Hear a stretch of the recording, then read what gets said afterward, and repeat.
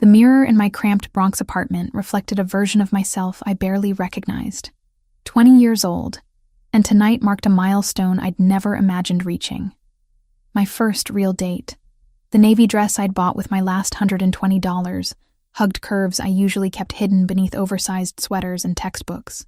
Maya Collins, the girl who'd spent 4 years since her parents' death buried in psychology textbooks and part-time jobs, was finally taking a chance on something that wasn't academic. Derek Thompson had been persistent for months. Charming smiles across lecture halls, casual conversations that lingered after class, study sessions that felt more like flirtation than education. When he'd asked me to dinner at Il Sogno, one of Manhattan's most exclusive Italian restaurants, I'd been shocked. Boys like Derek, confident, well-connected, effortlessly attractive, didn't usually notice girls like me. Girls who worked at bookstores to pay rent, who counted every dollar twice before spending it, who hadn't owned a dress this expensive until today.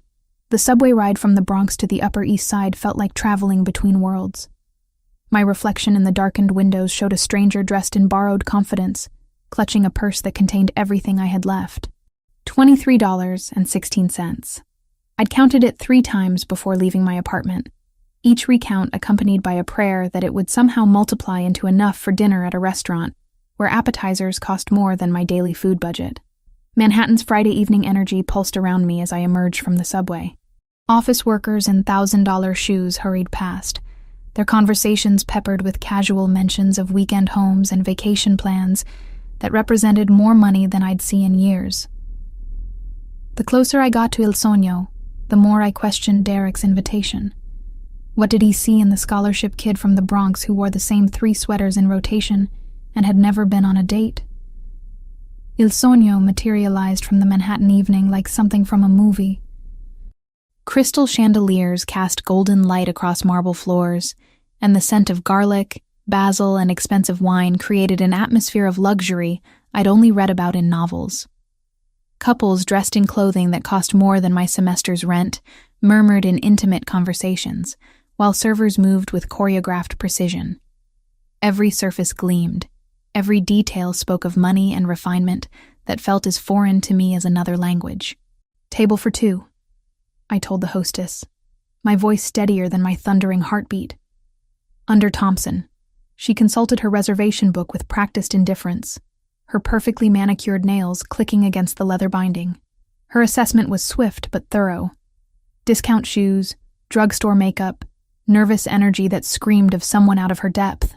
"Right this way, miss." The table overlooked the restaurant's main dining area, positioned perfectly for observation and conversation. I slid into the velvet chair, hyper-aware of every sound, every glance from other diners who seemed to belong in this world of casual extravagance. The menu prices made my stomach clench. $35 for the cheapest pasta dish, $42 for chicken, $58 for fish. My $23 suddenly felt microscopic. $8.15 became $8.30. $8.30 stretched toward 9 o'clock. Around me, other couples shared wine and laughter, their conversations a steady hum of contentment. I checked my phone obsessively, refreshing messages that never came, dialing Derek's number only to reach voicemail each time. The excitement I'd felt getting ready transformed into something colder, sharper. Humiliation mixed with genuine concern. Had something happened to him? "Will you be ordering this evening? Or are we waiting for your companion?" The waiter's tone carried just enough condescension to make my cheeks burn. His eyes assessed my modest dress, my discount shoes, my obvious discomfort with surgical precision. Behind his professional smile lurked impatience and barely concealed disdain. "He's just running late," I said, the lie tasting bitter on my tongue. "Maybe. Could I just get some water for now?" The waiter's smile was sharp as winter glass. "Of course. I'll give you a few more minutes." But minutes became an eternity. Other diners glanced my way with mixtures of pity and curiosity. The couple at the neighboring table whispered behind manicured hands, their conversation punctuated by sideways looks that made my skin crawl with embarrassment. I counted the money in my purse again, as if repetition might somehow make it multiply. $23.16. Not enough for the cheapest item on the menu. Not enough to maintain the pretense that I belonged here. My phone buzzed with a text from an unknown number. the sound cutting through my spiral of self-doubt. Payment overdue, $75,000. 48 hours or consequences for you and your backup contact. You know what we want. Ice flooded my veins, chasing away the heat of embarrassment with something far more terrifying.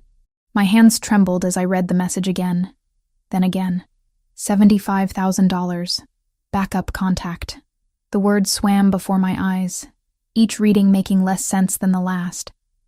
This had to be some kind of mistake, some random message that had found its way to my phone by accident. But something about the specific language, the cold certainty of the threat, made my chest tighten with genuine fear. I stared at the screen until the words blurred, my mind racing through possibilities. Wrong number. Spam. Prank.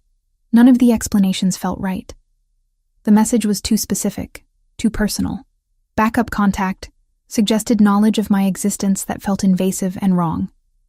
Who would list me as a backup contact for anything, let alone something involving $75,000?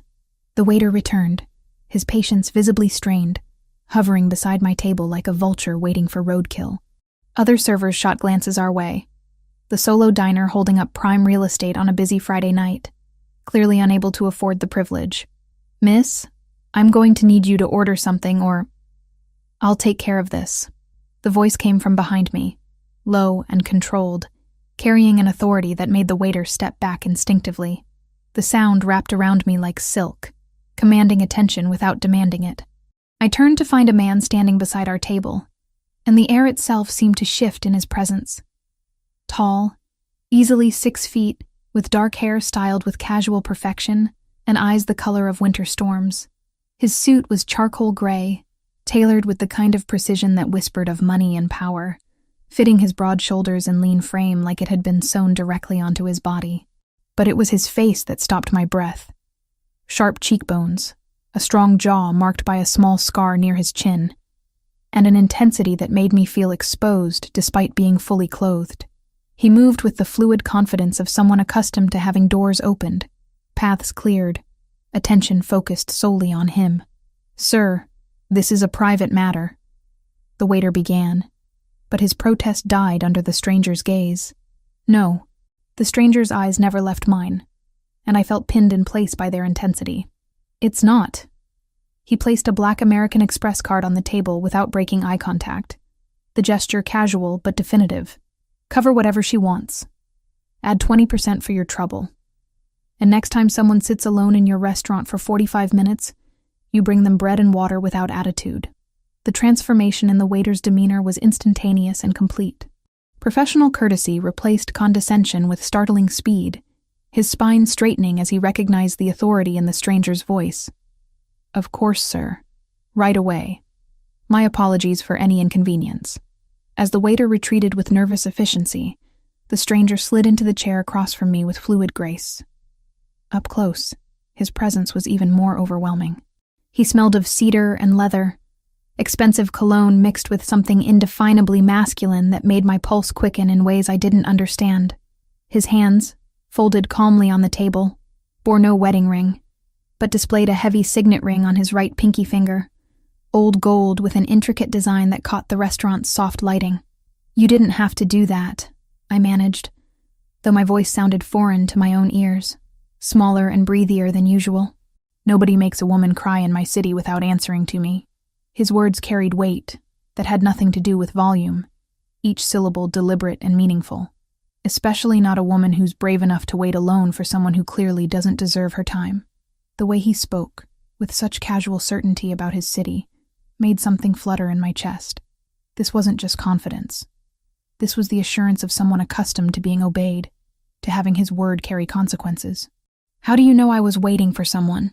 Instead of answering immediately, he gestured toward my phone, still clutched in my trembling hands, with the threatening message displayed on its screen. "That message you received. Show it to me. I don't even know who you are."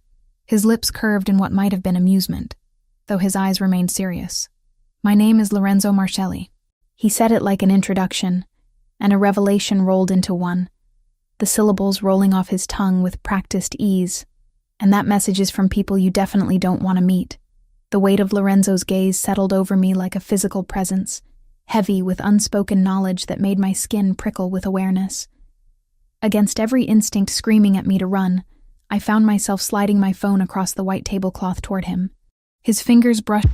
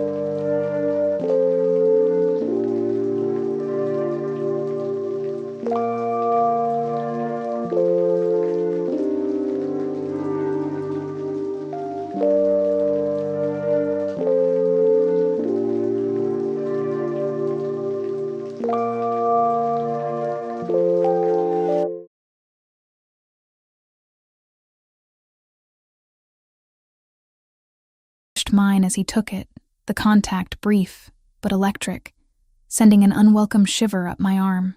His eyes scanned the message with professional efficiency, but I caught the subtle tightening around his mouth, the way his jaw clenched almost imperceptibly. Whatever this meant, it wasn't good. When he looked up, his expression had hardened into something that belonged in boardrooms where life-changing decisions were made with casual cruelty.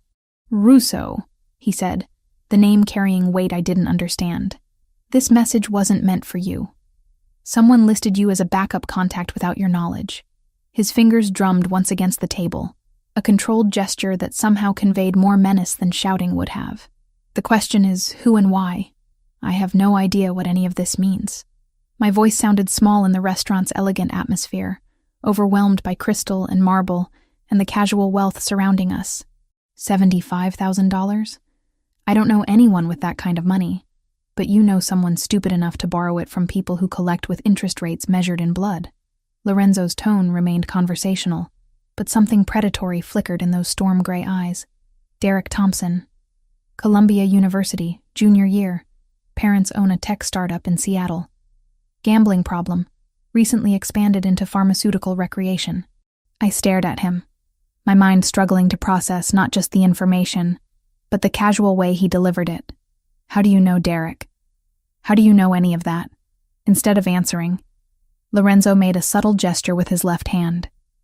Within seconds, the air around our table shifted. I became aware of movement at the restaurant's edges. Men in dark suits who hadn't been there moments before, positioning themselves with military precision near exits and key vantage points. They moved like shadows, professional and silent, drawing no attention from other diners who remained blissfully unaware that the atmosphere had fundamentally changed. The waiter returned with practiced deference, carrying a bottle of wine that probably cost more than my monthly rent. He poured without being asked, the ritual performed with choreographed precision that spoke of experience with demanding clientele. Lorenzo dismissed him with a barely perceptible nod, and we were alone again in our bubble of tense conversation. In my line of work, information is currency, Lorenzo said, lifting the wine glass but not drinking. And right now, you're sitting in the middle of a transaction that could get you killed. He leaned forward slightly, the movement bringing his scent closer, cedar and danger, and something indefinably masculine that made my pulse quicken despite my fear. Derek Thompson owes the Russo family $75,000. They have a reputation for creative collection methods. The restaurant around us continued its elegant dance of Friday night dinner service. Other couples sharing intimate conversations while I sat across from a stranger who spoke of death threats like discussing the weather. You're telling me Derek put my name down as some kind of guarantee for illegal gambling debts? Among other things. Lorenzo's eyes never left mine, reading expressions I didn't know I was making. The Russos don't distinguish between willing participants and unwilling collateral. If Derek can't pay, they'll use whatever leverage they can find, including you. My hands trembled as I processed the implications. 20 years of carefully constructed safety, of studying hard and working harder to build a life free from the violence that had claimed my parents, and I'd been dragged into exactly the kind of world I'd spent years avoiding. I need to call the police. And tell them what? That you received a threatening text message? That someone used your name without permission? Lorenzo's smile held no warmth. The NYPD has more pressing concerns than unsubstantiated threats against college students. By the time they took you seriously, you'd already be missing. The casual certainty in his voice made my blood run cold. This wasn't speculation or intimidation. This was professional assessment from someone who understood exactly how these situations played out. Then what am I supposed to do? Accept my protection. The words came without hesitation, delivered with the same authority he'd used to dismiss the waiter. Until we resolve Derek's problem, you're not safe on your own. I laughed, the sound sharp and bitter in the restaurant's refined atmosphere. Protection from a complete stranger who somehow knows everything about my personal life? How is that any different from the threat? Lorenzo's expression didn't change, but something shifted in his posture. A subtle realigning that made him seem larger, more dangerous. Around us, I became newly aware of his men, still positioned at strategic points throughout the restaurant. They weren't threatening. They simply existed in spaces that happened to control every exit, every sightline, every potential threat. Because I give you a choice, he said simply. The Russos won't. My phone buzzed against the table where Lorenzo had placed it. Another message, this time from Derek. Maya, I'm sorry about tonight. Family emergency. Rain check?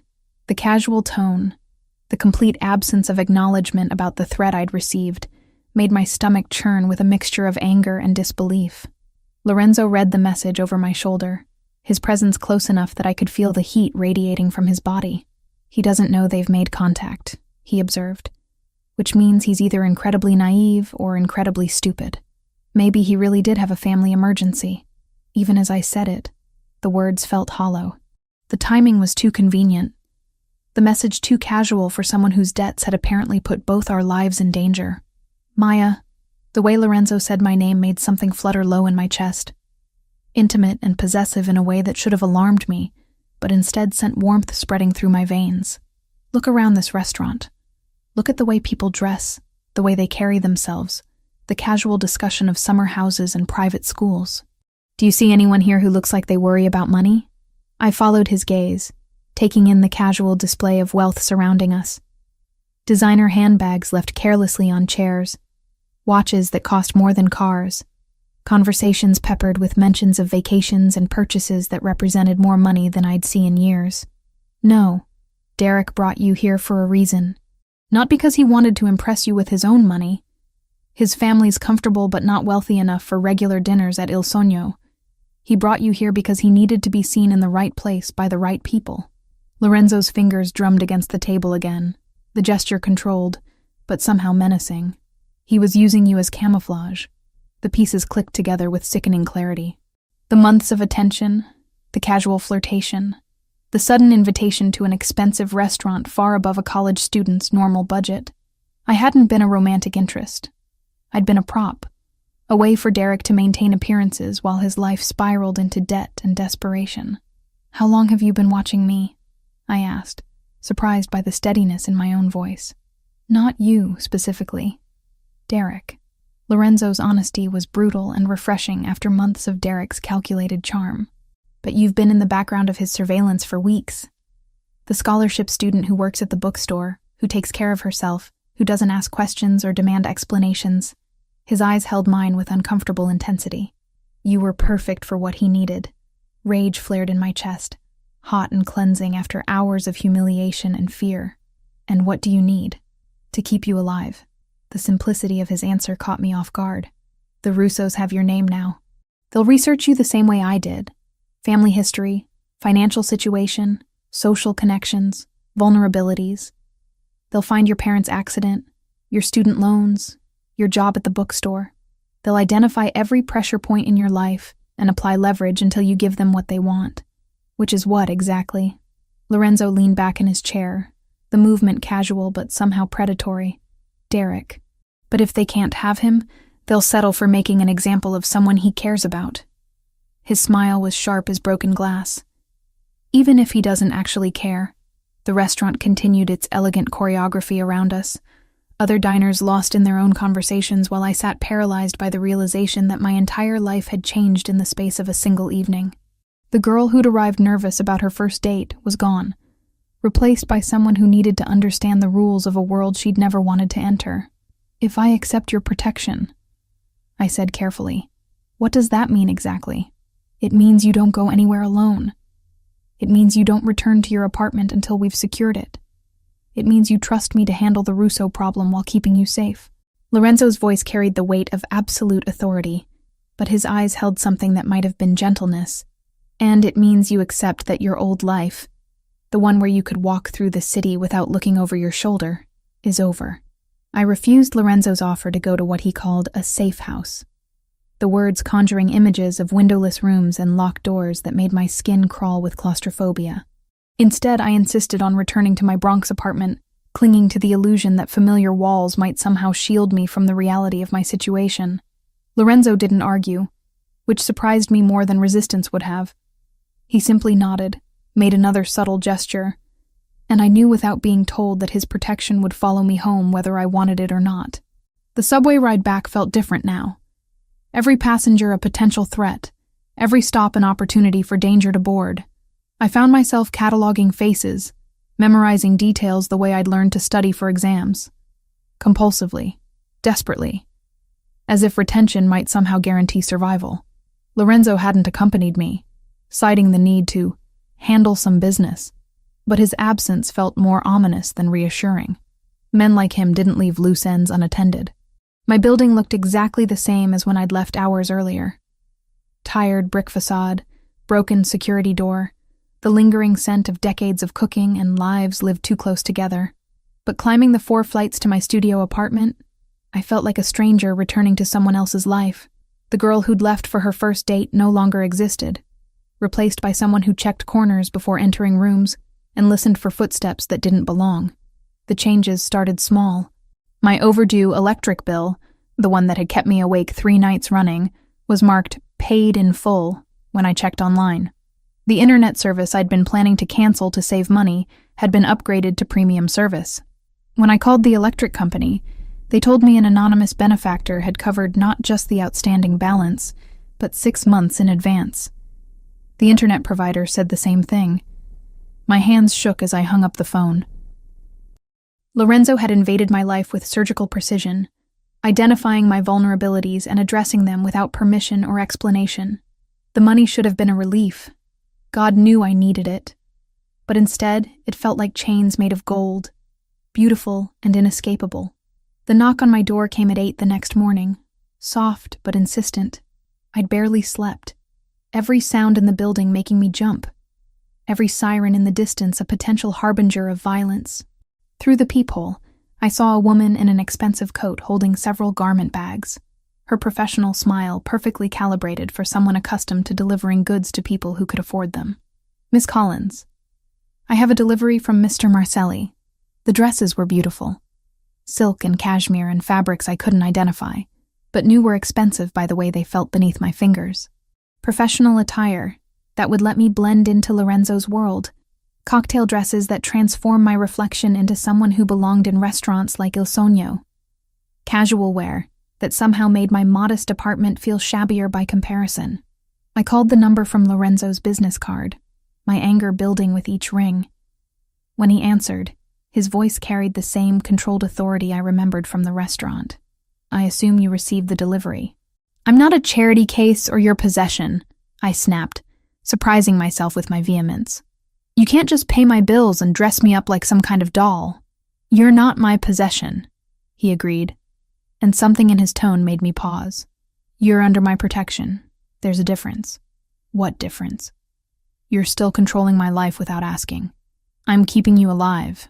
The words carried weight that silenced my protests. "The Russos don't care about your independence or your pride. They care about leverage and results.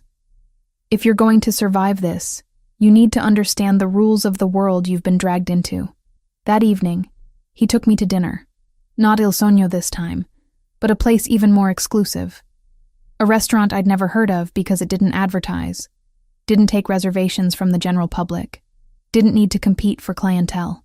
When we arrived, the maitre d' greeted Lorenzo by name and led us to a private dining room where crystal glasses caught candlelight like captured stars, and the silence was so complete I could hear my own heartbeat. "This place doesn't officially exist," Lorenzo explained, as servers appeared with courses I hadn't ordered, each dish a masterpiece of presentation and flavor that cost more than I typically spent on food in a week. "The chef trained in Paris, the wine comes from private vineyards, and the guest list is limited to people who understand the value of discretion." I watched him eat with the same controlled precision he applied to everything else, every movement deliberate and efficient. The contrast between his casual elegance and my nervous energy felt stark, emphasizing the gulf between our worlds. "Why are you showing me this?" "Because you need to understand what you're dealing with." He set down his fork, giving me his complete attention. "The Russos operate in this world too. Private dinners where business is conducted over $1 million wine, handshake agreements that reshape entire industries, conversations that never officially happen but change everything." The weight of his gaze made me fidget with my napkin, hyper-aware of how the expensive dress clung to my body, how the unfamiliar jewelry felt against my skin. Everything about this evening was designed to seduce: the ambiance, the luxury, the undivided attention of a man who commanded respect through presence alone. "And you? What's your excuse for being here?" Something flickered in his eyes, too quick to interpret but heavy with meaning. "I inherited this life. Lost my parents when I was 18, assumed control of family interests that had been built over generations." His voice carried a weariness that seemed at odds with his apparent youth. "Sometimes the only choice is between becoming what people fear or being destroyed by those who already are." The vulnerability in his admission caught me off guard. Beneath the expensive suits and casual authority, Lorenzo was only 32 years old. Young to carry the weight I sensed pressing down on his shoulders. What happened to your parents? Car bomb. Ordered by the Russo family over a territorial dispute that had been simmering for years. His tone remained conversational, but I caught the way his hands tightened imperceptibly around his wine glass. They wanted to send a message about the consequences of resistance. The casual mention of car bombs and territorial disputes should have terrified me, but instead I found myself studying the man across from me with new eyes. The scar on his chin, the way he positioned himself with his back to the wall, the constant awareness of exits and potential threats. These weren't affectations, but survival mechanisms learned through necessity. How long have you been at war with them? 14 years. The number hung in the air between us, representing half a lifetime of conflict and violence. Since the night I decided their message had been received, and it was time to send one back. The server returned to refill our wine glasses, his movements silent and professional. Around us, the restaurant continued its orchestrated dance of service and luxury, but our conversation had shifted into territory that felt intimate despite its darkness. Lorenzo was showing me pieces of himself that I suspected few people ever saw. Not the controlled businessman or the dangerous authority figure, but the young man who'd been thrust into a world of violence and responsibility before he was ready. Is that what this is about? Using me to send another message? No. The directness of his answer surprised me. This is about something I haven't felt in 14 years. Which is? He leaned forward slightly, the movement bringing his scent closer. Cedar and danger, and something that made my pulse quicken despite my attempts at emotional distance. The desire to protect something because I choose to, not because I have to. The admission hung between us, heavy with implication.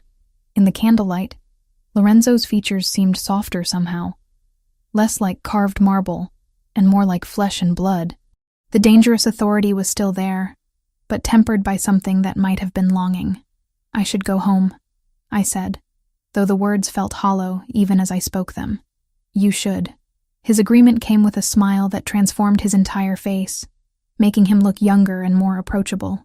But you won't, because despite everything you've told yourself about wanting a quiet life, about avoiding the kind of violence that took your parents, you're curious about what happens next. He was right, and we both knew it. The scared girl who'd been stood up at Il Sogno was still there, but she was sharing space with someone new, someone who felt alive in ways she'd never experienced, someone drawn to the controlled danger Lorenzo represented like a moth to flame. It should have been a warning. Instead, it felt like permission. What happens next? I asked, surprised by the steadiness in my own voice. Lorenzo's smile deepened, and for the first time since I'd met him, he looked genuinely happy. Now we find out exactly how much trouble Derek's gotten himself into, and we decide what we're going to do about it. The first sign of trouble came on Tuesday morning as I walked across Columbia's campus toward my psychology lecture. The October air carried the scent of fallen leaves and possibility. Students around me discussing weekend plans and midterm exams with the casual confidence of people whose biggest worry was academic performance. I envied them their innocence, missing the days when my greatest fear was failing a test, rather than becoming collateral damage in someone else's war. The black sedan materialized from the campus traffic like a predator emerging from tall grass, its tinted windows reflecting the morning sun as it pulled alongside the sidewalk. My steps faltered, muscle memory from years of psychology textbooks recognizing threat patterns before my conscious mind could process them. Fight-or-flight responses flooded my system, adrenaline sharpening my awareness of every detail. The car's expensive silence, the way other students gave it unconscious wide berth, the subtle wrongness of something so obviously predatory in an environment designed for learning. Two men emerged from the vehicle with practiced efficiency, their movements coordinated in a way that spoke of professional experience. They wore dark suits that couldn't quite hide the bulges beneath their jackets, and their eyes swept the campus with the methodical assessment of security personnel or something more dangerous. The taller one approached while his partner remained by the car, positioned to block any attempt at escape. Maya Collins. Not a question. A statement delivered with casual authority. His voice carried a slight accent I couldn't place, something that made my name sound foreign and somehow threatening. You're a difficult woman to approach. My psychology training kicked in, analytical mind cataloging threat indicators, while my body prepared for violence. Aggressive posture, hands kept visible but ready, eyes that never quite focused on me, but constantly scanned for potential interference.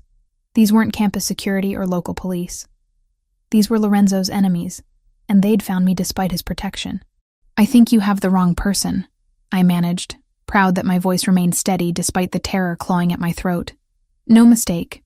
The man smiled, the expression cold and predatory. "We know exactly who you are. Derek Thompson's backup contact, Lorenzo Marcelli's new pet project." He stepped closer, invading my personal space in a way that made every nerve ending scream warnings. "We have photos of you entering restaurants, leaving his men's cars, wearing clothes that cost more than most people make in a month. You're not as invisible as you think." The casual mention of surveillance photographs sent ice through my veins. They'd been watching me, documenting my movements, building a case against my involvement in affairs I barely understood. The expensive dresses Lorenzo had sent suddenly felt like evidence of guilt, marking me as complicit in whatever war these men were fighting. "What do you want?" I asked, surprised by the steadiness in my own voice. "Conversation." The word carried implications that had nothing to do with talking. "About your friend Derek and his unfortunate financial obligations. About Lorenzo Marcelli's interest in protecting someone he barely knows. About the value of cooperation versus the consequences of resistance." Around us, campus life continued its normal rhythm. Students hurrying between classes, professors discussing research, maintenance workers tending to the grounds. None of them noticed the potential violence simmering beneath the surface of what appeared to be a normal conversation. I was surrounded by people but completely alone, isolated in a bubble of threat that no one else could see. "I don't know anything about Derek's debts," I said, taking a small step backward only to find the second man had moved to flank me while I was distracted. "Perhaps, but you know Lorenzo Marcelli, and that makes you useful." The tall man's smile widened, showing teeth that were too white and too sharp. "He has something that belongs to us. Specifically, he's assumed responsibility for a debt that should have remained Derek's problem. We're here to discuss terms for its resolution." The pieces clicked together with sickening clarity. Lorenzo had done exactly what he'd said he would, handled the Derek problem. But instead of making it disappear, he'd apparently made himself the target, accepting responsibility for debts he hadn't incurred to protect someone he barely knew. The thought should have been reassuring, but instead, it filled me with a terror that went beyond personal safety. Before I could respond, the campus atmosphere shifted. The change was subtle at first. A black SUV pulling up behind the sedan. Two men in expensive suits emerging with the kind of casual confidence that spoke of absolute authority. I recognized one of them as Marco, Lorenzo's associate from the restaurant. His presence transforming the confrontation from potential violence into something more complex and dangerous. "Gentlemen," Marco's voice carried the same controlled authority as Lorenzo's, cutting through the tension like a blade. "I think there's been a misunderstanding." The Russo men tensed, hands moving instinctively toward concealed weapons. But they didn't retreat. We were in the middle of a college campus, surrounded by witnesses, which provided a different kind of protection than Lorenzo's usual methods. Violence here would bring police, media attention, federal investigation, consequences even crime families preferred to avoid. "No misunderstanding," the tall man replied. "Just a message being delivered. And now it's been received." Marco stepped closer, his presence somehow making the space feel smaller and more dangerous despite his calm demeanor. "Miss Collins is under Mr. Marcelli's protection. Any further contact should go through appropriate channels. She's Derek Thompson's responsibility first. His debt, his collateral. Derek Thompson's obligations have been assumed by my employer." Marco's smile carried the same cold precision I'd seen in Lorenzo's expressions. "Which makes this conversation unnecessary and potentially problematic for everyone involved." The standoff stretched for several heartbeats, threat and counter-threat dancing beneath the surface of polite conversation. Around us, students continued their morning routines, oblivious to the potential for violence that shimmered in the autumn air like heat waves. I found myself cataloging escape routes, exit strategies, anything that might help me survive if this turned physical. Finally, the tall Russo man stepped back, his retreat graceful, but definitive. Mr. Marcelli's generosity is noted, but generosity has limits, and debts have consequences. Miss Collins should remember that protection is only as strong as the person providing it. They departed as smoothly as they'd arrived, the black sedan disappearing into campus traffic while Marco watched with the patience of someone accustomed to managing threats. Only when they were completely gone did I realize I'd been holding my breath. My body coiled with tension I hadn't noticed building. "You're safe," Marco said. But his eyes continued scanning the campus for additional threats. But this changes things. They've made direct contact, which means they're escalating beyond Mr. Marcelli's expectations. The casual mention of escalation sent fresh waves of fear through me. What does that mean? It means the game has changed. Marco gestured toward his SUV, an invitation that felt more like a command. "Mr. Marcelli needs to speak with you immediately." An hour later, I sat in Lorenzo's private office, a space that spoke of old money and older violence. The room was lined with books that looked genuinely read, their spines cracked with use, while artifacts that might have been family heirlooms or war trophies decorated shelves and walls. Lorenzo himself stood behind a massive desk, his usual controlled composure strained in ways I was learning to read. "They approached you directly," he said without preamble. "On Columbia's campus, in broad daylight, surrounded by witnesses. That's not intimidation. That's a declaration." "A declaration of what?" I asked, though I suspected I already knew the answer. "War." The word hung in the air between us, heavy with implication and promise of violence to come. Derek's debt was the excuse. You were the message. They wanted me to know that my protection isn't absolute, that they can reach anything I care about whenever they choose. The casual way he said, "anything I care about," sent warmth through my chest despite the circumstances. In less than a week, I'd somehow become important to a man who measured importance in blood and territory. Someone worth protecting at the cost of escalating conflict with dangerous enemies. There's something else. Lorenzo moved around the desk, coming close enough that I could smell the cedar and leather scent I was beginning to associate with safety. Derek finally surfaced. "He wants to meet with you." My heart stuttered in my chest. After days of wondering where he was, whether he was safe, whether his absence was voluntary or forced, the prospect of finally getting answers felt both relieving and terrifying. "When?" "Tonight." Lorenzo's expression was unreadable, but I caught something in his eyes that might have been concern. "He says he has an explanation for everything, an apology for putting you in danger, and a solution to the Russo problem." The words should have been reassuring, but something about Lorenzo's tone made them sound more like a warning than hope. "You don't believe him. I believe he's desperate, and desperate men make dangerous choices." Lorenzo reached out, his fingers brushing against my cheek with surprising gentleness. "The question is whether you're ready to hear what those choices have cost both of you."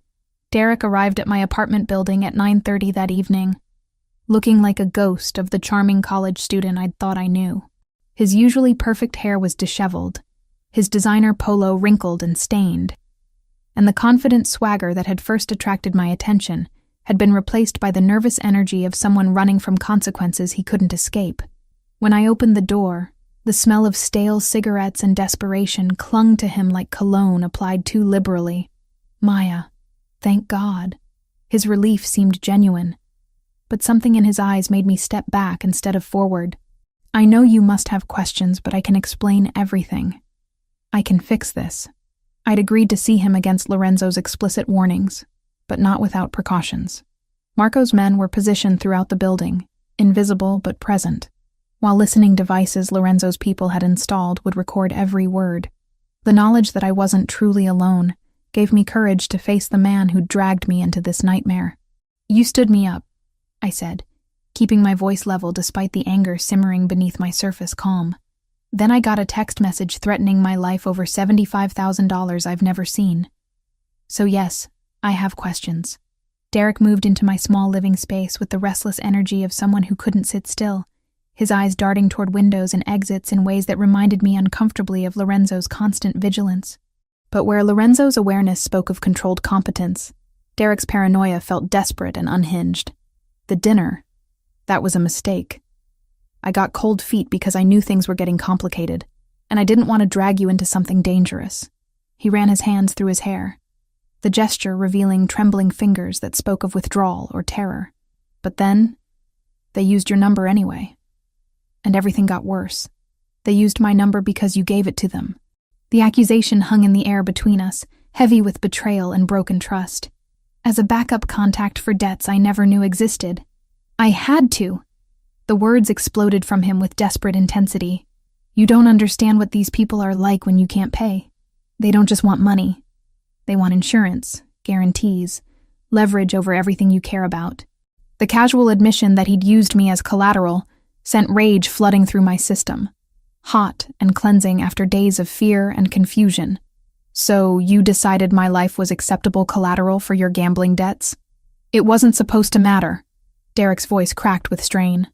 "I had a sure thing, a guaranteed win that would have covered everything. But the fights were fixed differently than I expected, and suddenly I was in deeper than ever. Fixed fights. Gambling. Jesus, Derek, what else haven't you told me?" I studied his face, seeing signs I'd missed or ignored during months of casual flirtation. The slight tremor in his hands, the way his eyes never quite focused, the restless energy that I'd interpreted as confidence, but now recognized as something more chemically induced. "There's more." His admission came quietly, shamefully, as if speaking the words would make them more real.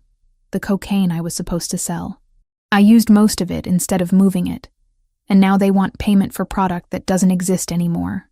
The pieces of Derek's destruction clicked together with sickening clarity. Gambling debts had led to drug dealing, which had led to addiction, which had created more debts in an endless cycle that had ultimately dragged me into the crossfire. I felt nauseous thinking about how close I'd come to getting romantically involved with someone whose life was such a disaster. "How much do you actually owe them?" $75,000 for the gambling, another $25,000 for the drugs. Derek's math came out too quickly, as if he'd calculated it obsessively. But Lorenzo Martelli paid off the primary debt. He assumed responsibility for everything. "Why would he do that?"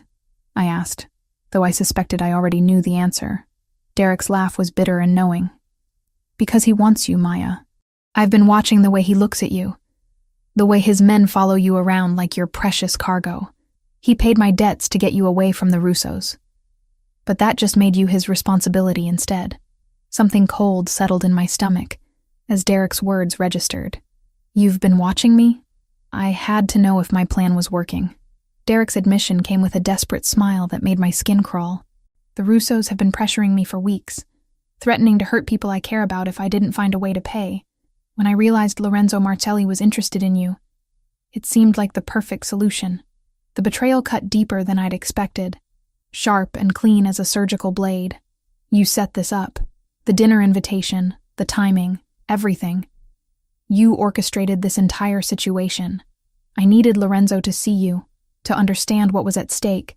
Men like him, they don't respond to begging or promises.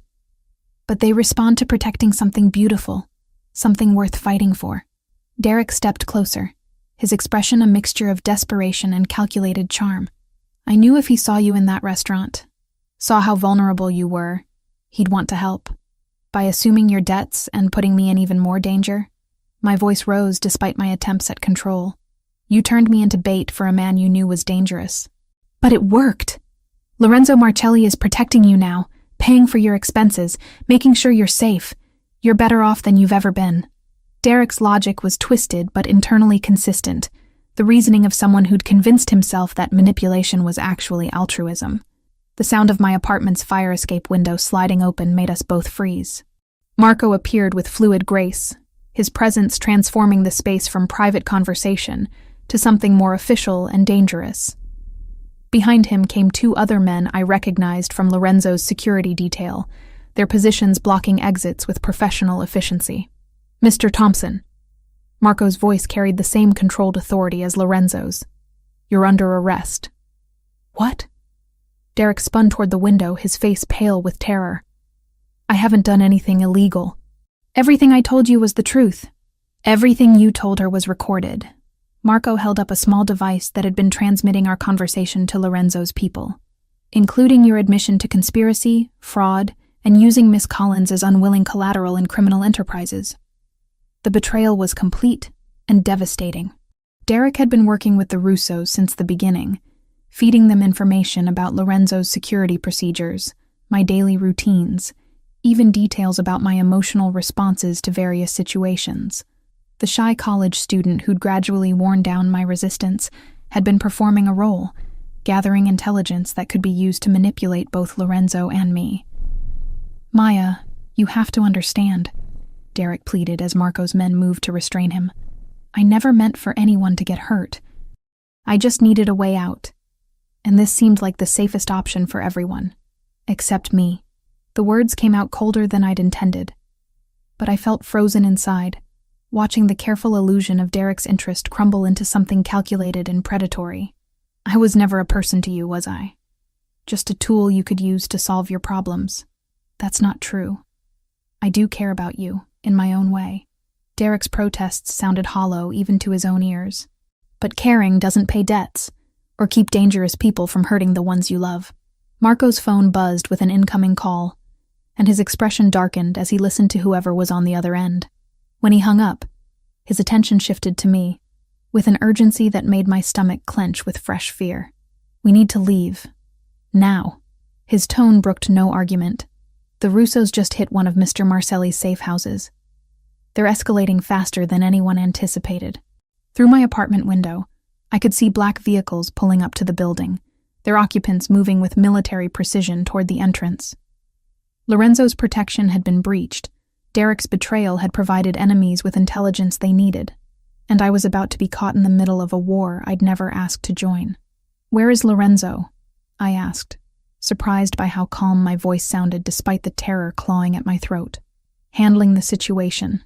Marco's answer was deliberately vague, but something in his expression suggested the situation was more dangerous than he wanted to admit. "But right now, you're the priority. They can't get to him if they can't get to you." As we prepared to leave through the fire escape, Derek made one final desperate plea. "Maya, I'm sorry. I know you'll never forgive me, but I really did think this was the best solution for everyone." I looked at him one last time, seeing not the charming college student who'd slowly won my trust, but the desperate addict who'd sold my safety for a chance at escaping his own mistakes. The best solution would have been telling me the truth and letting me make my own choices. Would you have chosen to help if I'd asked directly? The question hung in the air as Marco hustled me toward the window, and whatever uncertain future waited beyond it. The honest answer was that I probably would have tried to help Derek if he'd explained his situation honestly.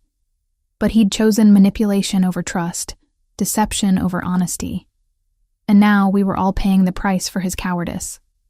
"I guess we'll never know," I said, following Marco into the October night and leaving Derek to face the consequences of choices that had destroyed more lives than just his own. The safe house in Queens felt like a cage made of luxury and paranoia. Floor-to-ceiling windows offered stunning views of the Manhattan skyline, but I knew they were bulletproof glass designed to keep the world out as much as to let light in. Marco's men stationed themselves at strategic points throughout the penthouse, their presence a constant reminder that beauty and danger could coexist in the same space.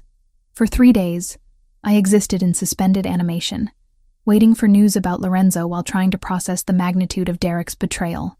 The books Lorenzo's people had provided, psychology texts, literature, even some philosophy, helped occupy my mind, but couldn't quiet the growing certainty that I'd made a terrible mistake in trusting anyone in this world of calculated violence and beautiful lies. On the 4th morning, restlessness drove me to explore the safe house more thoroughly. In what appeared to be Lorenzo's private study, I discovered a collection of photographs tucked behind legal documents in his desk drawer. My hands trembled as I recognized my own face staring back at me. Images taken over months without my knowledge or consent. But these weren't surveillance photos like the ones the Russos had mentioned. These were different, more personal somehow. Me leaving the bookstore where I worked, captured in afternoon sunlight that made my hair look golden. Me sitting on Columbia's campus reading, completely absorbed in a textbook, unaware of being observed. Me laughing at something a classmate had said, my face animated with genuine joy.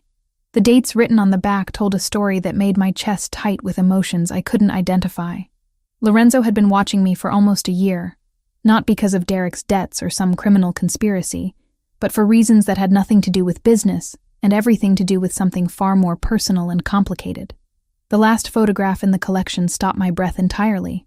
It showed me sitting beside my father in the hospital during his final weeks, reading aloud from a psychology textbook, because the nurses said familiar voices sometimes helped patients fighting for consciousness. I was younger in the image, maybe 18, my face drawn with exhaustion, but determined to maintain hope even when the medical team had given up. On the back, written in Lorenzo's precise handwriting, "The day I realized some people are worth protecting, just because they exist. You weren't supposed to find those." I spun around to find Lorenzo standing in the doorway, looking more tired than I'd ever seen him. His usually immaculate suit was wrinkled, his hair disheveled, and a fresh bruise colored his left cheekbone. But his eyes held the same intensity I remembered, now mixed with something that might have been embarrassment at being caught in such a vulnerable revelation. "You've been watching me for a year," I said. The photographs scattered across the desk between us like evidence of crimes I couldn't name. Longer than that. His admission came without hesitation or apology. "Your father worked as an independent accountant for several businesses in the city. One of them was a restaurant owned by my predecessor's organization. When he died, I made sure his medical bills were covered and his family would be taken care of." The words hit me like physical blows, restructuring everything I thought I knew about my own life. My father worked for the Mafia? He did books for a restaurant that happened to be owned by people with complicated business interests. Lorenzo moved into the room with careful steps, as if approaching a wounded animal that might bolt at any sudden movement. He never knew the full extent of their operations, never participated in anything illegal. He was just an honest accountant who helped keep their legitimate businesses running smoothly. And when he died, my voice sounded hollow, distant, as if it belonged to someone else. I took responsibility for honoring the agreements my organization had with him, including making sure his daughter could finish her education without drowning in medical debt. Lorenzo's gaze never left mine, unflinching in his honesty despite the pain it was causing both of us. "The scholarship that covered your remaining tuition after the insurance money ran out? That came from me. The job at the bookstore that paid exactly enough to cover your living expenses? I own that building." The revelation struck me like a physical blow, stealing my breath and leaving me gasping for understanding. My entire adult life had been orchestrated by a man I'd met less than 2 weeks ago. My independence nothing more than an elaborate illusion designed to keep me safe and unaware. "You've been controlling my life for years." The accusation came out as a whisper, but it carried the weight of fundamental betrayal. Everything I thought I'd accomplished on my own, every sacrifice I made to build something independent, it was all a lie. "No." Lorenzo's response was immediate and fierce. "Your intelligence, your determination, your compassion for people who are suffering, none of that came from me. I just made sure you had the opportunity to develop those qualities without being destroyed by circumstances beyond your control. Like my parents were?" The question hung in the air between us, heavy with implications I wasn't sure I wanted to explore. Lorenzo's expression darkened, and for the first time since I'd known him, he looked genuinely uncertain about how to proceed. "Your parents' accident was investigated thoroughly by both the police and my people," he said carefully. "There was no evidence of foul play, no connection to any criminal organization. Sometimes tragedy is just tragedy, Maya. Sometimes bad things happen to good people for no reason at all." Relief flooded through me at his words, followed immediately by guilt for feeling relieved. My parents' death in a car accident had been traumatic enough without adding murder and conspiracy to the grief I'd carried for 4 years. But you still felt responsible for taking care of me. I felt responsible for honoring my predecessor's commitments, but somewhere along the way, it became personal. Lorenzo moved closer, his presence filling the space between us with the same magnetic intensity I'd felt in the restaurant. Watching you grow from a grieving teenager into a strong, independent woman, seeing how you refused to let tragedy define your future. You became someone I admired before I ever spoke to you. The admission sent warmth through my chest despite the anger and confusion swirling through my thoughts. "Is that why you paid Derek's debts? To protect your investment in my well-being?" "I paid Derek's debts because the thought of someone using you as collateral made me want to commit violence that would have started a war."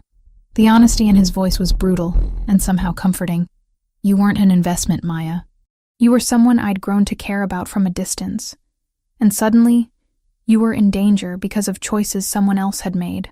I studied his face, looking for signs of deception or manipulation, but found only exhaustion and something that might have been hope. The night at Il Sogno, when you intervened with the waiter, you knew who I was before I ever showed you that text message. I knew exactly who you was. What I didn't know was whether you'd forgive me for keeping the truth from you for so long. Lorenzo reached out tentatively, his fingers barely brushing against my cheek, or whether you'd be able to accept that someone like me could offer protection without expecting something in return. And now you know everything, and you have a choice to make. His hand dropped away, restoring the physical distance between us even as the emotional connection deepened. You can walk away from all of this. The danger, the complications, the association with someone whose enemies see you as a weakness to exploit. I'll make sure you disappear so completely that neither Derek nor the Russos nor anyone else will ever find you. Or, Lorenzo's smile was soft and genuine, transforming his entire face in ways that made my heart race despite everything I'd learned. Or you stay and help me figure out what this is between us. Not obligation or protection or manipulation, but whatever's been building since that night in the restaurant when you refused to be intimidated by circumstances beyond your control. The choice he was offering felt monumental, the kind of decision that would reshape the entire trajectory of my life. I could return to the illusion of independence, start over somewhere far from New York and the complicated world of violence and loyalty that Lorenzo inhabited. Or I could acknowledge that independence had always been partly illusion, and choose to build something real with someone whose protection had evolved into something deeper and more dangerous. The Russos, I said, needing to understand the full scope of what I'd be choosing. Are they still a threat? Victor Russo is planning something significant. Derek's information gave them intelligence about my security procedures, my personal investments, even details about this safe house. Lorenzo's expression hardened with the cold calculation I'd seen glimpses of before. But they made a mistake when they involved you directly. That changed the rules of engagement. What does that mean? It means this stops being about territory or business or old grudges between families. Lorenzo's eyes held mine with unwavering intensity. It becomes personal. And when things are personal, I don't follow the same constraints I use for ordinary business disputes. The promise of violence in his voice should have terrified me, but instead, it sent a different kind of heat through my body, the recognition that someone was prepared to fight for my safety with everything he possessed. After years of taking care of myself, of making every decision alone and facing every challenge through determination and careful planning, the idea of someone willing to wage war for my protection was intoxicating in ways I'd never expected. If I stay, I said carefully, what happens to us? Lorenzo's smile deepened, and he stepped closer.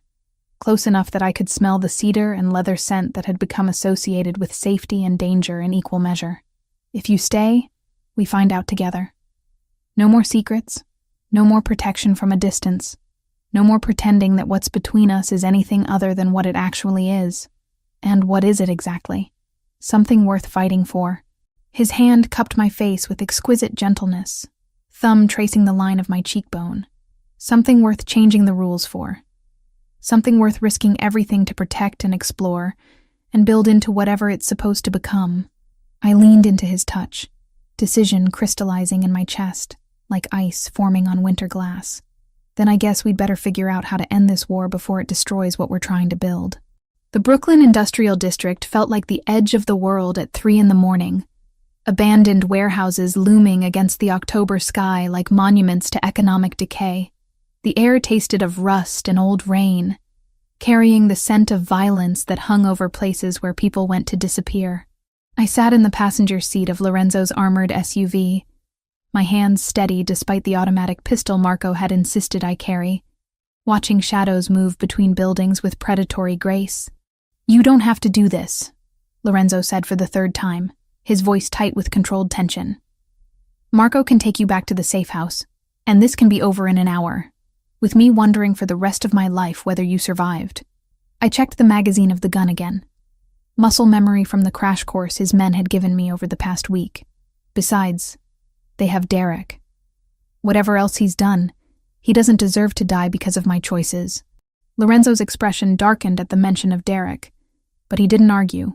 Victor Russo had made his position clear in the video he'd sent that morning. Derek bound and beaten, begging for his life while explaining that the Russos had been using him to gather intelligence on Lorenzo's operations for months. The betrayal ran deeper than anyone had suspected, but seeing him terrified and bloodied had awakened protective instincts I hadn't known I possessed. "Remember," Marco said from the driver's seat, his eyes scanning the warehouse complex through night vision binoculars. "Your job is to stay alive and get out clean. We handle the violence. And if something goes wrong, then you use everything we taught you and find a way home." Lorenzo's hand covered mine, warm and steady despite the danger surrounding us. "Because I'm not losing you to Victor Russo's ego or Derek's stupidity." The warehouse Russo had chosen for the exchange sat at the center of the industrial complex, isolated enough to muffle gunfire but accessible enough for multiple escape routes. Intelligence suggested he'd brought 8 men, while Lorenzo's team consisted of 12 carefully selected operatives positioned throughout the surrounding buildings. Numbers favored us, but Russo had home field advantage and nothing left to lose. "Movement," Marco reported, watching figures emerge from the main warehouse. 4 visible, probably more inside. They're following the agreed protocol.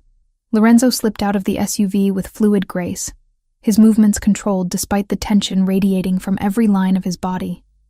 I followed, the weight of the pistol solid against my hip, my psychology training helping me catalog threat indicators and stress responses in everyone around me. Violence was coming. I could see it in the way both sides positioned themselves, the careful spacing that allowed for quick draws, the hypervigilance that preceded bloodshed. Victor Russo emerged from the warehouse flanked by 2 bodyguards, his expensive suit incongruous against the industrial decay surrounding us. He was older than I'd expected, maybe 50, with silver hair and the kind of cold authority that spoke of decades spent making life-and-death decisions without hesitation. When his eyes found mine, I felt evaluated and dismissed in the space of a heartbeat. "Lorenzo Marcelli," he called across the empty space between us, his voice carrying easily in the still air. "You brought the girl. How sentimental." "I brought what you asked for," Lorenzo replied, his tone carefully neutral. "Now show me Derek." 2 more men emerged from the warehouse, dragging Derek between them like a broken doll. Even from 50 feet away, I could see the damage. Swollen face, torn clothing, the unsteady gait of someone who'd been systematically beaten. But he was alive, conscious, and when he saw me, his expression transformed into something that might have been relief or terror. "Maya," he called out, his voice cracked and raw. "I'm sorry. I'm so fucking sorry for all of this." "Touching," Victor said with casual cruelty. "The boy has been very talkative about your security procedures, your business operations, even your personal habits. Amazing what people will share when properly motivated." The implication sent ice through my veins, but Lorenzo's expression remained unchanged. The deal was simple. I come alone with the girl, you release Derek, and we settle this like civilized businessmen. Except you didn't come alone. Victor's smile was sharp as broken glass. "My men counted at least 8 snipers in the surrounding buildings. Did you really think I wouldn't notice? Did you really think I'd walk into an obvious trap without insurance?" Lorenzo's response carried the same cold amusement. "Your reputation for keeping agreements isn't exactly stellar." The standoff stretched for several heartbeats, tension coiling between the 2 groups like a living thing. Around us, I could sense movement in the shadows. Lorenzo's men adjusting positions. Russo's people preparing for violence that seemed increasingly inevitable. My psychology training kicked in, analyzing body language and micro-expressions, looking for tells that might predict who would move first. "Here's what's going to happen," Victor said, his tone conversational despite the circumstances. "You're going to walk away from this warehouse. The girl stays with me as insurance against future interference in my business interests. The boy dies as an example of what happens to people who steal from my family. Counter-proposal," Lorenzo replied with deadly calm. "You release Derek, apologize for involving an innocent woman in your business, and find a new city to operate in. Everyone goes home breathing."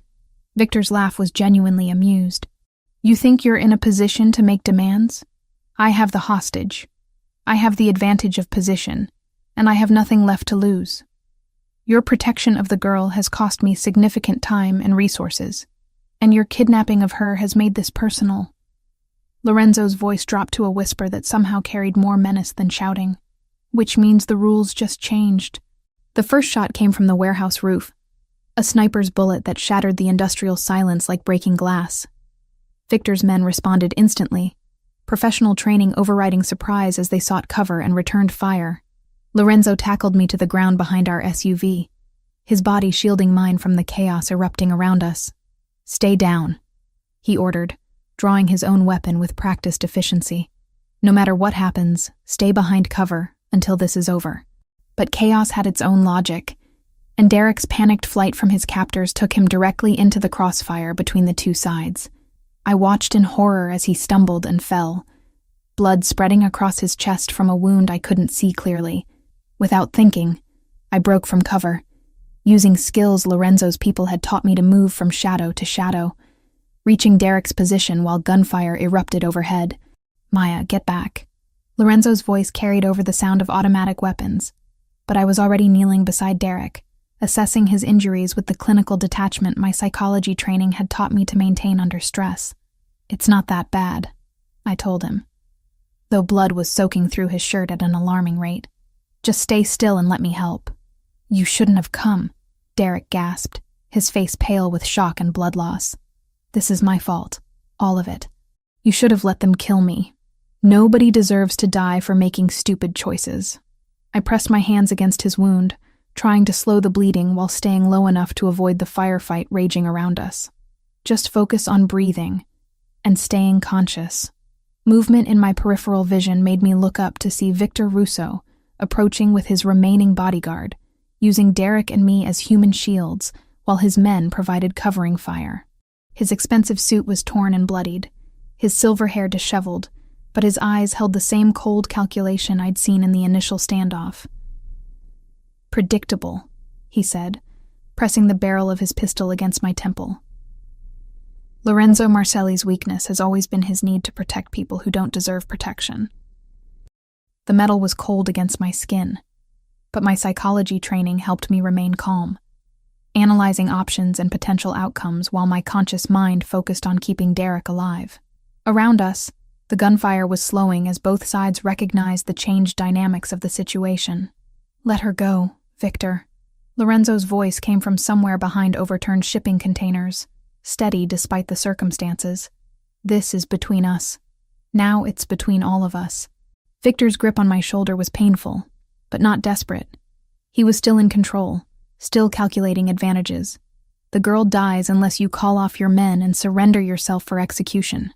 And if I do that, you'll kill us all anyway." Lorenzo's assessment was matter of fact, professional evaluation, rather than emotional pleading. "So, what exactly are you offering? A quick death, instead of a slow one?" Victor's honesty was brutal and strangely refreshing. The girl has seen too much, knows too much about operations on both sides. She's a liability that can't be allowed to survive. The psychology textbooks I'd studied had covered hostage situations, but none of them had prepared me for the clarity that came with accepting potential death. Fear remained, but it was controlled now, channeled into focus that let me catalog every detail of our position, every potential advantage or escape route. "Maya," Derek whispered, his voice growing weaker as blood loss took its toll. "My jacket pocket. There's something you need to know." I slipped my hand into his jacket, feeling a small recording device that was still warm from his body heat. Evidence, I realized. Proof of whatever deal he'd made with the Russos, insurance he'd kept in case this moment ever came. "What is it?" I asked. But Derek's eyes were already losing focus, consciousness fading as his body fought to survive wounds that might be beyond my ability to treat. Victor noticed the exchange, his attention sharpening on the device I'd pulled from Derek's pocket. "What did you find, girl?" "Nothing," I lied, palming the recorder while keeping pressure on Derek's wound. "Just his phone." But Victor's suspicious expression suggested he didn't believe me, and his grip on my shoulder tightened in ways that promised more immediate violence. Around us, the silence stretched, as both sides waited for resolution that would determine who lived and who died in this abandoned corner of Brooklyn. The shot that ended the standoff came from an impossible angle, Victor Russo's bodyguard collapsing as Lorenzo appeared from cover I hadn't seen him reach. In the split second of confusion that followed, I rolled away from Victor's grasp, using momentum and Derek's weight to break free, while Lorenzo closed the distance with lethal efficiency. What followed was brutal and brief. Hand-to-hand combat between two men who understood that only one would leave the warehouse alive. When it ended, Victor Russo lay motionless on the concrete, and Lorenzo stood over him with blood on his hands and victory written in every line of his body. "Is it over?" I asked, still kneeling beside Derek, who was breathing but unconscious. "It's over," Lorenzo confirmed, his voice steady despite the violence we'd just survived. For all of us.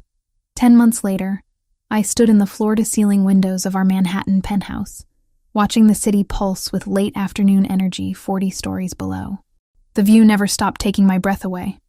Central Park spreading like an emerald carpet to the north, the Hudson River catching sunset light like scattered diamonds, the endless sprawl of humanity pursuing dreams and ambitions that seemed impossibly small from this height. My reflection in the glass showed a woman I barely recognized from the terrified college student who'd been stood up at Il Sogno less than a year ago. The expensive business suit I wore had been tailored to accommodate the subtle changes pregnancy had brought to my body, while my hair fell in waves that spoke of professional styling rather than drugstore shampoo and hope. But the biggest change was in my eyes. They held confidence now, the assurance of someone who'd survived violence and betrayal and emerged stronger rather than broken. "Mrs. Marcelli, your 4 o'clock appointment is here." The voice belonged to James, Lorenzo's personal assistant, delivered through the intercom system that connected our home office to the rest of the penthouse.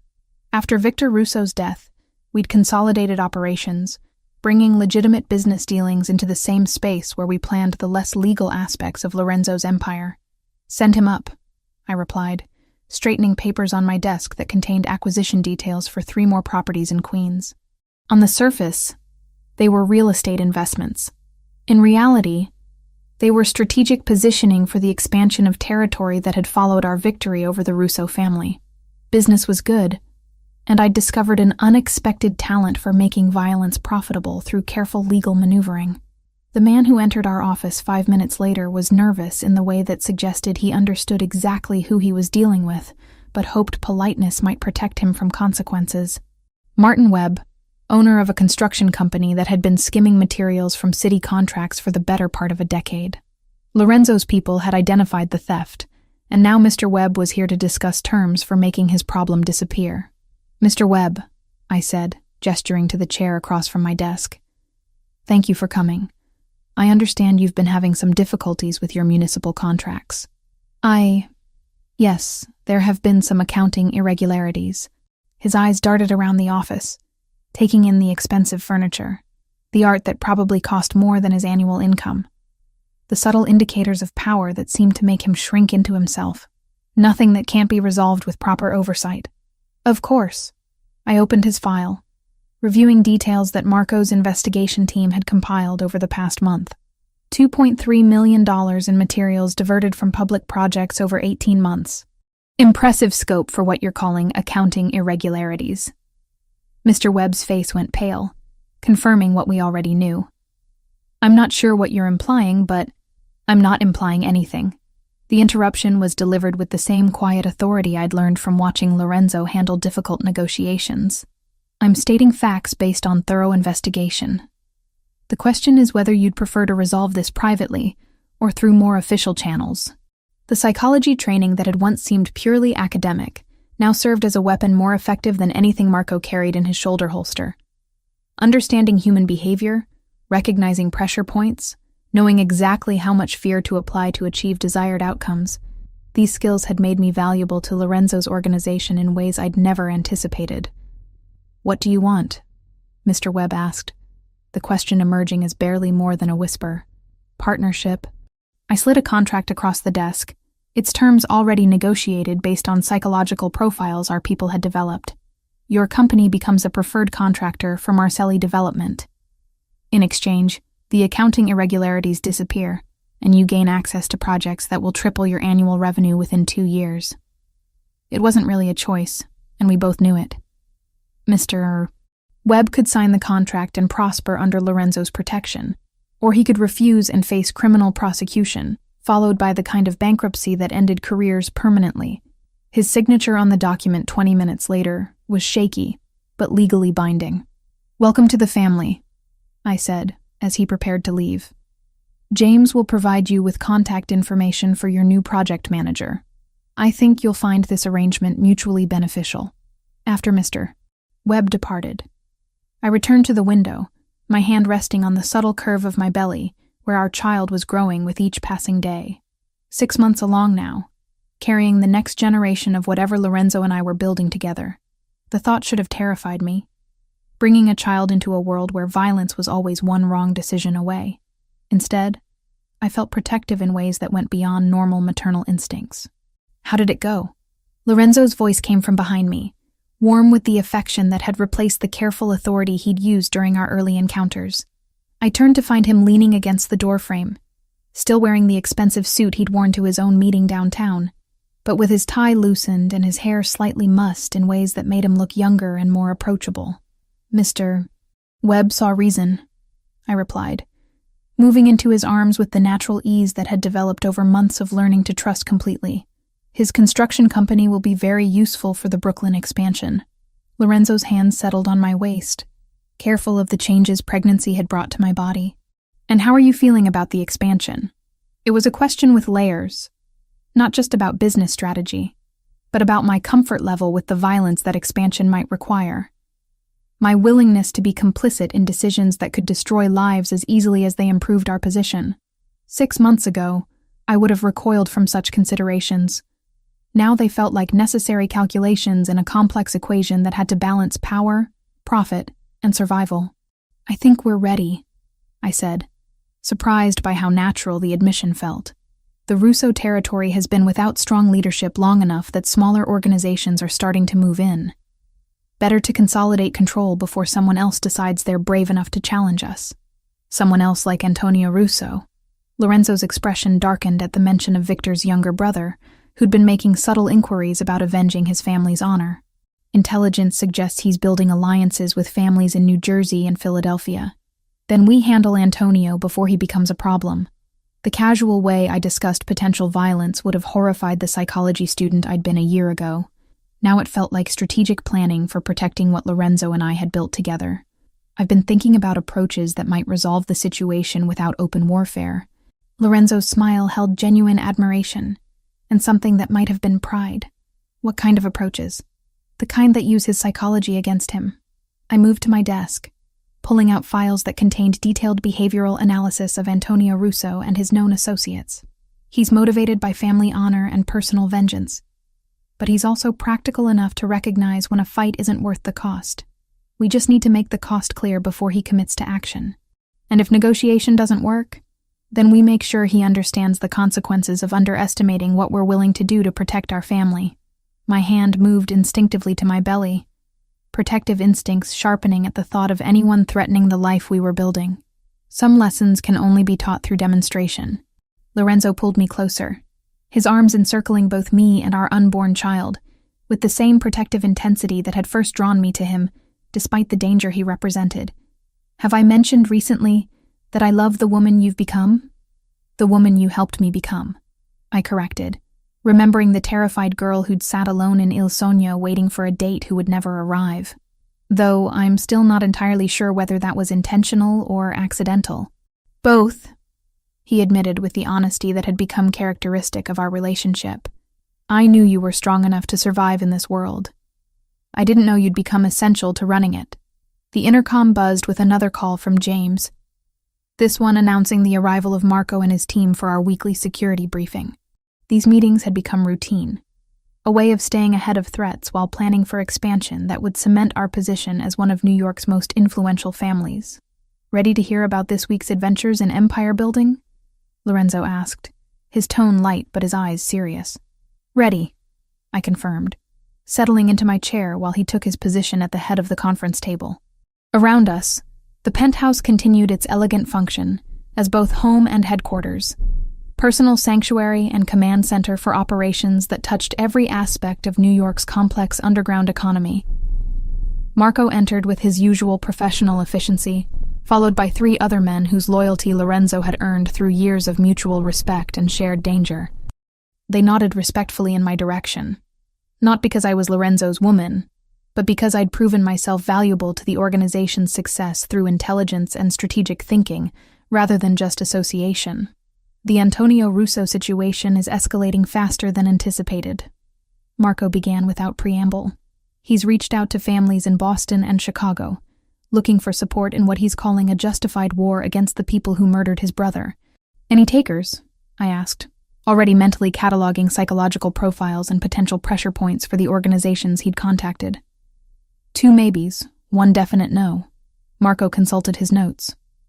But he's also been recruiting independent operators, people desperate enough to work for promises rather than guaranteed payment.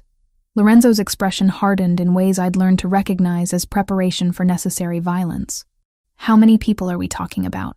Potentially 15 to 20, plus whatever support he gets from established families. Marco's assessment was thorough and sobering. Not enough to win a direct confrontation, but enough to cause significant damage before we eliminate them. Then we don't let it become a direct confrontation, I said, an idea crystallizing as I spoke. We make Antonio an offer that's too attractive to refuse, and we make sure he understands the consequences of refusing. What kind of offer? Lorenzo asked, his attention focused on me with the intensity that meant he was genuinely curious about my strategic thinking. I smiled, feeling pieces click into place with the same satisfaction I'd once derived from solving complex psychology problems, the kind that gives him everything he says he wants while ensuring he can never use it against us. And if he's smart enough to recognize the trap, then we make sure he's not smart enough to survive refusing it. The admission should have felt wrong, discussing someone's potential death with the same casual planning we might use for a business acquisition. Instead, it felt like protecting family, ensuring that the world Lorenzo and I were building for our child would be stable enough to survive whatever challenges the future might bring. I love you, Mrs. Marcelli, Lorenzo said, as the meeting continued around us, his voice carrying the same mixture of admiration and protectiveness that had characterized our relationship from its violent beginning. I love you too, Mr. Marcelli, I replied, watching Manhattan pulse with life beyond our windows, while our child grew safely within the empire we'd built through careful combination of violence and strategy. And I love the life we're building together. It wasn't the life I'd planned as a naive college student working in a bookstore and dreaming of graduate school, but it was ours, built through choices and consequences that had transformed 2 people damaged by violence into partners strong enough to impose their own version of order on a chaotic world.